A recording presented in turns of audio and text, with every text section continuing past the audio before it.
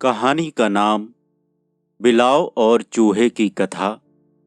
कहानीकार रांगे राघव जी। किसी विशाल घने वन में एक विशाल बरगद का वृक्ष था। उसकी जड़ों में 100 मुंह वाला बिल बनाकर पालित नाम का एक चूहा रहता था। उसी वृक्ष की डाल पर लोमश नाम का एक बिलाव रहता था। कुछ दिनों बाद एक चांडाल भी आकर उसी वन में रहने लगा। वह नित्य प्रति वन में इधर उधर जाता और मृगों का शिकार करता। उसी उद्देश्य से बरगद के नीचे एक बड़ा जाल बिछा जाता और उसमें जंगली पशुओं को फंसाकर ले जाता। एक दिन दुर्भाग्यवश लोमश नाम का बिलाव स्वयं उस जाल में फंस गया। चूहे ने निकलकर देखा तो उसके हर्ष की सीमा न रही, क्योंकि जिस शत्रु का उसे सदा भय बना रहता था वह आज जाल में बंधा पड़ा था। अब वह पूरी स्वच्छंदता के साथ इधर उधर घूमकर अपना खाना इकट्ठा करने लगा। एक बार तो वह गरों से भूलकर उस जाल पर भी चढ़ गया जिसमें बिलाव फंसा हुआ था और उसकी तरफ बड़ी ही अवज्ञापूर्ण दृष्टि से देखने लगा। वह आज लोमश की हंसी उड़ाना चाहता था, लेकिन उसी समय उसे सामने से हरिण नाम का लाल लाल आंखों वाला एक नेवला आता हुआ दिखाई दिया। डर से उसका रोम रोम कांप उठा। उसकी सारी खुशी न जाने कहां चली गई। दूसरे ही क्षण उसने अपनी गर्दन ऊपर उठाकर देखा तो एक उल्लू को पेड़ की डाल पर बैठे देखा। उसे देखकर वह और भी अधिक डर गया। 2 शत्रु उसकी घात में बैठे थे और एक शत्रु जाल में पड़ा हुआ था। इस भयावह दृश्य के सामने उपस्थित होने के कारण चूहा कुछ क्षणों तक तो बेहोश सा हो गया, लेकिन फिर संभलकर उसने अपनी बुद्धि का सहारा लिया और जाल में फंसे हुए बिलाव से बोला, भाई लोमश, तुम्हें इस तरह मृत्यु के संकट में पड़ा देखकर मुझे दया आ रही है। वैसे तो तुम मेरे शत्रु हो, लेकिन फिर भी तुम्हें बचाना चाहता हूं। इस जाल से छूटने के बाद यदि तुम मुझे न मारो तो मैं इस संकट से तुम्हें बचा लूं। मैं अपने पैने दांतों से अभी तुम्हारे जाल को काट सकता हूं, लेकिन सिर्फ इसी शर्त पर कि तुम मेरी रक्षा करो, क्योंकि उल्लू और नेवला 2 शत्रु मेरी घात में बैठे हुए हैं। वह देखो कैसी लाल आंखों से देख रहा है वह पापी नेवला। अब हमारी रक्षा का एक ही उपाय है कि मैं तुम्हारे पास जाल के भीतर आ जाऊं और अंदर से जाल काट दूं, लेकिन विश्वासघात न करना मित्र। देखो कितने समय से हम एक दूसरे के पड़ोसी बनकर इसी वृक्ष के ऊपर नीचे रहते हैं। फिर यदि हमने ही एक दूसरे का गला काटा तो इससे अधिक घृणित व्यवहार और क्या होगा। इस आपत्ति में तो हमारी एक दूसरे से परस्पर मित्रता ही लाभदायक है। जब समय निकल जाएगा तो फिर तुम और हम पछताते ही रहेंगे और किसी तरह भी हमारे प्राण नहीं बच पाएंगे। इसलिए जैसे मनुष्य लकड़ी के सहारे बड़ी बड़ी नदियों को पार करता है और जैसे मनुष्य लकड़ी को और लकड़ी मनुष्य को नदी के पार ले जाती है, वैसे ही हम दोनों के बीच संधि होना दोनों के लिए हितकर होगा। इस तरह बुद्धिमान चूहा अनेक तरह की बातें बनाने लगा। बिलाव ने यह समझकर कि चूहा निश्चित ही जाल काटकर उसकी जान बचा लेगा, उसके प्रस्ताव को स्वीकार कर लिया और कहा, हे भाई चूहे, इससे अधिक प्रसन्नता की बात और क्या होगी कि तुम पड़ोसी होने के नाते मेरी रक्षा करोगे। आओ मित्र, मेरे पास आ जाओ और पिछली सारी बातों को भूल जाओ। हमारी तुम्हारी इस मित्रता में दोनों का ही हित है, इसलिए शीघ्र ही इस जाल के अंदर आ जाओ और पहले अपनी रक्षा करो, फिर अपने दांतों से जाल को काट डालना। मैं तुम्हारा उपकार जीवन भर नहीं भूलूंगा। हे मित्र, मैं तुम्हारी शरण में हूं। अब मुझसे किसी भी तरह तुमको भयभीत होने की आवश्यकता नहीं है। बिलाव की बातें सुनकर चूहा बोला, ठीक है मित्र, मुझे तुम्हारी बातों पर विश्वास होता है क्योंकि आपत्ति काल में तो प्रत्येक को अपनी शत्रुता भुला देनी चाहिए, क्योंकि आपस में उद्देश रखने से तो मृत्यु आकर हम दोनों को डस जाएगी। इसलिए तुम पर पूरी तरह विश्वास करके मैं अभी तुम्हारे पास आ रहा हूं। फिर भी एक बार कहता हूं कि कहीं विश्वासघात न कर बैठना मित्र, नहीं तो इससे बड़ी मूर्खता तुम्हारे जीवन की और नहीं होगी। बिलाव ने चूहे को पूरा पूरा आश्वासन दिया। दूसरे ही क्षण चूहा जाल के अंदर आ गया। बिलाव ने उसका स्वागत करते हुए कहा, मेरे प्रियतम मित्र, तुम ही अंत समय में मेरे काम आए, इसलिए तुम ही मेरे सच्चे मित्र हो। आओ मेरी गोद में बैठ जाओ। किसी तरह तुम मुझे इस संकट से मुक्त कर दो तो फिर अपने भाई बंधुओं सहित तुम्हारा स्वागत करूंगा और सदा अपने आप को तुम्हारा ऋणी समझूंगा। चूहा पूर्ण विश्वास के साथ बिलाव की गोदी में जा बैठा। बिलाव और चूहे की मित्रता देखकर नेवला और उल्लू हताश हो गए। अब शिकार करने के लिए कोई भी मौका उन्हें नजर नहीं आ रहा था। कुछ देर और प्रतीक्षा करके वे वहां से चले गए। थोड़ी देर बिलाव की गोद में विश्वास के साथ बैठने के पश्चात चूहे ने अपना कार्य प्रारंभ किया। अपने पैने दांतों से वह जाल को काटने लगा, लेकिन काटते काटते चूहे ने काफी देर लगा दी। तब बिलाव अधीर होकर कहने लगा, भाई चूहे, तुमने तो इतनी देर लगा दी, शीघ्रता करो। अगर शिकारी आ गया तो फिर मेरी जीवन रक्षा किसी प्रकार नहीं हो सकेगी। देखो, तुम्हारा भय तो दूर हो गया है, लेकिन अब मेरे भय को दूर करने में तुम इतना विलंब क्यों कर रहे हो? बिलाव की बात सुनकर चूहे ने कहा, घबराओ नहीं मित्र, मैं समय का उपयोग अच्छी तरह जानता हूं और मैं किसी प्रकार भी समय को हाथ से नहीं जाने दूंगा। यथा समय ही काम करना चाहिए, तभी उसका फल मिलता है। सोचो तो, यदि समय से पहले मैं तुमको बंधन से छुड़ा दूं तो मेरे लिए सदा ही तुमसे खतरा बना रहेगा, इसलिए मैं इतनी देर कर रहा हूं। घबराओ नहीं, मैंने सारा जाल काट डाला है, सिर्फ एक रस्सी छोड़ी है। जैसे ही बहेलिया दिखाई पड़ेगा उसी क्षण में उसे काट डालूंगा। उस समय तुम डर के मारे शीघ्र ही पेड़ पर जा चढ़ोगे और इधर मैं अपने बिल में घुस जाऊंगा। इस तरह दोनों की जान बच जाएगी।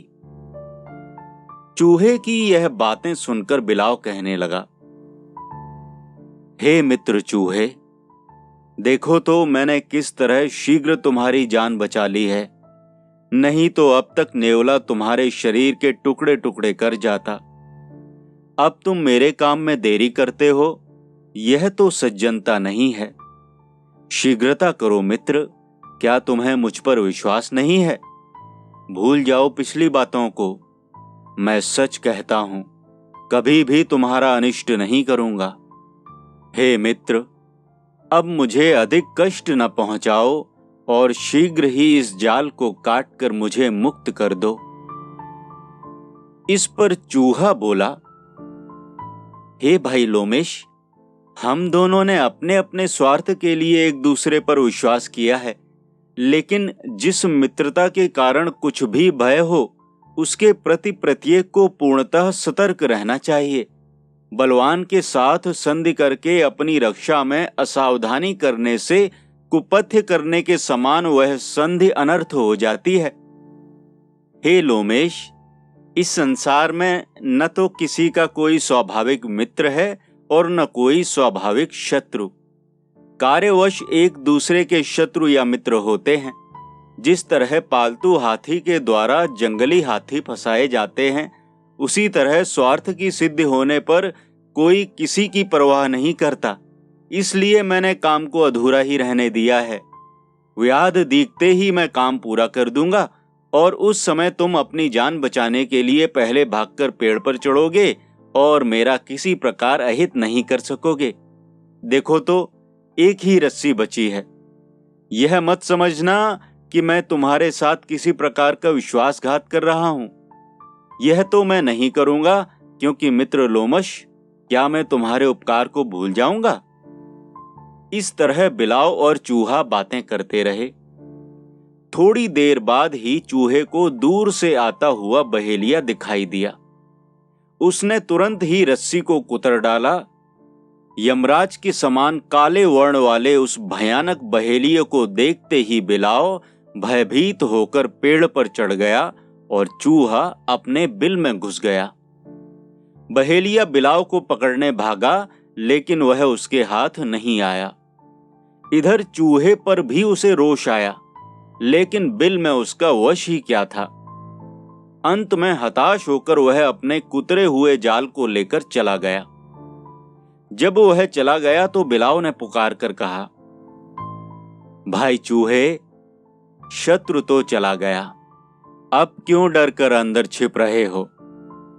आओ, मेरे पास आओ। जान बचने की खुशी में हम नाचेंगे, कूदेंगे और गाएंगे। आओ मित्र, यदि आपत्ति के क्षण हमने साथ साथ रहकर बिताए हैं, तो फिर सुख के समय साथ साथ क्यों न रहें? बिलाव की बात सुनकर चूहा बाहर निकल आया, लेकिन बोला कुछ भी नहीं और न उसके पास ही गया। बिलाव फिर कहने लगा, मित्र, मेरे बुलाने पर भी तुम नहीं आते हो। देखो, जो मित्रता स्थापित करके उसका निर्वाह नहीं करता वह कृतघ्न कहलाता है। देखो, नाहक मुझ पर अविश्वास न करो। आओ, जिस तरह एक दीन अपने त्राणकर्ता का स्वागत करता है, उसी तरह मैं भी तुम्हारा स्वागत करूंगा। आओ, सारा संदेह हृदय से निकाल दो। तुम अपने किए गए उपकार के कारण मेरे शरीर, घर और मेरी सारी वस्तुओं के स्वामी हो। मंत्री के पद पर रहकर तुम मुझे सदा उचित परामर्श देते रहो। मैं तुम्हें शुक्राचार्य की तरह बुद्धिमान समझता हूं।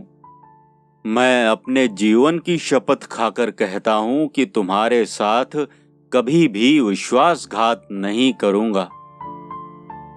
बिलाव की यह बातें सुनकर चूहे ने मुस्कुराते हुए सिर हिलाया और कहा, मित्र लोमश, जो तुम कहते हो वह तुम्हारे साथ ठीक ही है, लेकिन मेरे विचार तुम्हारे विचारों के साथ साम्य नहीं खाते। तुम्हारी शपथ मैंने सुन ली और इसके साथ तुमने अपने पवित्र हृदय के बारे में पूरी पूरी सफाई दी है, लेकिन फिर भी मैं तुम्हारे पास नहीं आया। इसका कारण सुन लो। शत्रु और मित्र दोनों की ही मनुष्य को परीक्षा करनी चाहिए, लेकिन यह कार्य अत्यंत कठिन है। कभी शत्रु ही मित्र बन जाता है और घनिष्ठ मित्र ही एक क्षण में विष घोलने वाला शत्रु बन जाता है। आपस में इन संबंधों की सच्ची गति कौन जान सकता है? इस संसार में मित्रों की न तो कोई जाति है, न शत्रुओं का ही कोई निश्चित संप्रदाय है। केवल किसी कारण स्वरूप ही शत्रु और मित्र हो जाते हैं। जिसके जीवित रहने से जिसका स्वार्थ सिद्ध होता है और जिसके मरने से जिसकी विशेष हानि होती है, वही उसका परम मित्र है। मित्रता और शत्रुता अधिक दिनों तक टिकने वाली वस्तु नहीं है।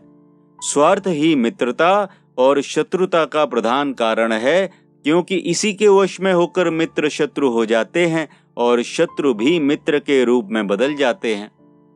जो अधिक मित्र पर पूरा पूरा विश्वास और शत्रु पर अविश्वास करते हैं, वे कभी भी बुद्धिमान नहीं कहलाते।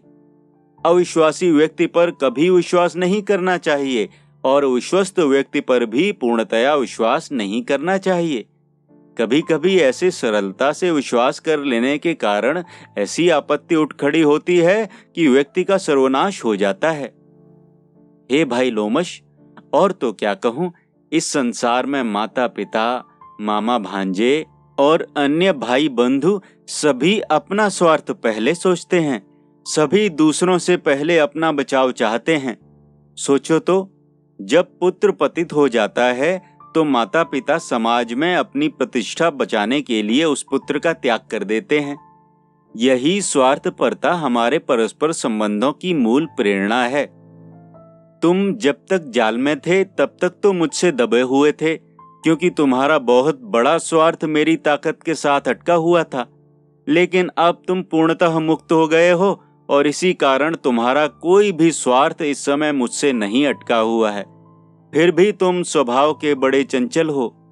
चंचल व्यक्ति दूसरों की रक्षा तो क्या, ठीक तरह से अपनी रक्षा भी नहीं कर सकता। उसकी बुद्धि कभी स्थिर नहीं रहती, इसी कारण उसका कोई भी कार्य कभी सफल नहीं होता। हे लोमश, तुम इतनी मीठी मीठी बातें क्यों बना रहे हो? इसके पीछे भी एक कारण है जिसे मैं जानता हूं, क्योंकि बिना कारण कोई किसी का प्रिय या अप्रिय नहीं होता। पति पत्नियों के बीच की प्रीति भी निस्वार्थ नहीं होती। स्वार्थ के पीछे ही भाई भाई का जानी दुश्मन बन जाता है। हे भाई लोमश, मेरी और तुम्हारी मित्रता एक स्वार्थ को लेकर हुई थी, लेकिन उसके पूरा होने के पश्चात भी तुम उसी प्रकार मुझसे प्रीत करते हुए दिख रहे हो। इसका उद्देश्य इसके सिवा और कुछ नहीं हो सकता कि अब की बार तुम मुझे खाकर अपनी भूख मिटाना चाहते हो। बस इसी कारण मैं अब तुम्हारे पास नहीं आना चाहता। हे मित्र, समय के द्वारा कारण की उत्पत्ति होती है। कारण कभी स्वार्थ ही नहीं होता। जो उस स्वार्थ का ध्यान रखता है वही इस संसार में बुद्धिमान है और वही अपने जीवन में सफलता प्राप्त कर सकता है। मैं संसार के व्यवहार को अच्छी तरह जानता हूँ और संधि और विग्रह की मूल प्रेरणा को समझता हूँ। इसलिए मुझे अपनी बातों से बहकाना कठिन है मित्र। मैं देख रहा हूँ कि जिस प्रकार बादल का रूप प्रतिक्षण बदला करता है, वैसे ही तुम्हारा भाव भी प्रतिपल बदल रहा है। तुम अभी तक तो मेरे शत्रु थे, फिर किसी विशेष स्वार्थ के कारण मित्र हो गए। इसलिए यह निश्चित है कि तुम्हारी मित्रता और शत्रुता का आधार तुम्हारा स्वार्थ है। फिर अब मैं तुम्हारा कैसे भरोसा कर लूं? जब तक तुम्हारा स्वार्थ था मैं तुम्हारा मित्र था, लेकिन अब यदि मैं अपने आप को तुम्हारा मित्र समझूं तो मुझसे बड़ा मूर्ख इस संसार में और कोई नहीं होगा। मैं पूरी तरह नीति का जानकार हूं। स्पष्ट बात है लोमश, तुमने मेरे प्राण बचा दिए और मैंने तुम्हारे प्राण बचा दिए। इसी अपने अपने स्वार्थ के लिए हमने मित्रता कर ली थी, लेकिन अब तुम्हारे साथ मेरी मित्रता कैसे निभ सकती है? मैं दुर्बल हूं, तुम बलवान हो। मैं भक्ष्य हूं, तुम भक्षक हो। भला तुम्हारी और मेरी मित्रता कैसी? यह तुम्हारे भोजन का समय है, इसीलिए मुझे बहला फुसला रहे हो, जिससे मैं मूर्खतावश कहीं तुम्हारे पास आ जाऊं तो तुम बड़े चाव से बोटी बोटी खा जाओ। बस मित्र, मेरे ऊपर कृपा करो। मैं मूर्ख नहीं हूं। बलवान से निर्बल की मित्रता अच्छी नहीं होती। भय का कोई कारण न होने पर भी बलवान के प्रति हमेशा सतर्क रहना चाहिए। हे भाई, और कोई सेवा हो तो कहो, लेकिन पास आने के लिए मत कहो, क्योंकि मैं आत्मसमर्पण नहीं कर सकता। संसार में अपनी रक्षा के लिए मनुष्य धन, धान्य, पुत्र, स्त्री, राज्य आदि सब कुछ त्यागने को तैयार हो जाता है, क्योंकि एक बार जीवित बच रहने से तो ये वस्तुएं फिर जुटाई जा सकती हैं। शास्त्र का कथन है कि स्त्री और संपूर्ण धन देकर भी आत्मरक्षा करनी चाहिए। जो व्यक्ति आत्मरक्षा में तत्पर रहता है और सदा अपनी बुद्धि को काम में लेता है, वह कभी भी किसी विपत्ति में नहीं फंसता। शत्रु के बल को अच्छी तरह परख लेना चाहिए और फिर अपनी बुद्धि पर आश्रित रहकर धैर्य से कार्य करना चाहिए। चूहे की कटी हुई बातें सुनकर बिलाव लज्जित होता हुआ बोला, मित्र चूहे, तुम्हारा कथन उचित नहीं है। तुम्हें मेरे ऊपर तनिक भी विश्वास नहीं है। मैं तुम्हारे उपकार को भूला नहीं हूं और यह भी जानता हूं कि मित्र द्रोह करना पाप है। फिर तुम क्यों डरते हो? मैं तो तुम्हारा अभी भी मित्र हूं। फिर यह कैसे हो सकता है कि मैं तुम्हें ही खाकर अपनी उदर पूर्ति करूं? यह तुम्हारी गलत धारणा है। मेरे हृदय में इस तरह की घृणित भावना नहीं पल सकती। एक बार आओ तो मित्र, देखो मैं तुम्हारा स्वागत करने के लिए कितना लालायत हो रहा हूं। बिलाव की बात सुनकर फिर चूहा हंसा और कहने लगा, हे लोमश, ठीक है, तुम्हारे हृदय में किसी तरह की घृणित भावना नहीं पल रही है, लेकिन पंडितों का कथन है कि अत्यंत प्रिय व्यक्ति पर भी विश्वास नहीं करना चाहिए, अतः चाहे तुम कुछ भी समझो, मैं निर्बल हूं, इसलिए तुम पर विश्वास नहीं कर सकता। बुद्धिमान व्यक्ति का काम निकल जाने पर शत्रु के वशीभूत नहीं होते। इस विषय में शुक्राचार्य जी का मत सुनो। बलवान शत्रु के साथ संधि करके सदैव सावधान रहें और कार्य हो जाने पर कभी उसका विश्वास न करें। अविश्वासी पर तो कभी किसी तरह का विश्वास न करें, लेकिन विश्वस्त पर भी अधिक विश्वास न करें। दूसरों पर तो अपना विश्वास जमा दें, लेकिन स्वयं किसी का विश्वास न करें। सभी की तरफ संदेह की दृष्टि रखकर सदा अपनी रक्षा में तत्पर रहें। आत्मरक्षा कर सकने पर धन और पुत्र आदि सभी सुख प्राप्त हो सकते हैं। दूसरों पर विश्वास न करना ही नीति शास्त्र का मत है।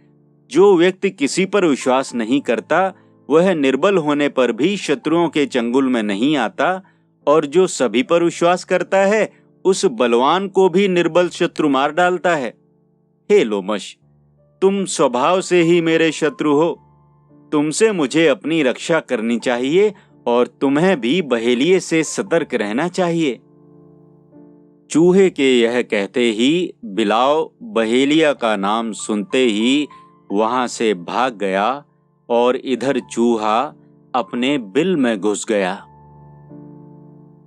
कहानी का नाम बिलाव और चूहे की कथा।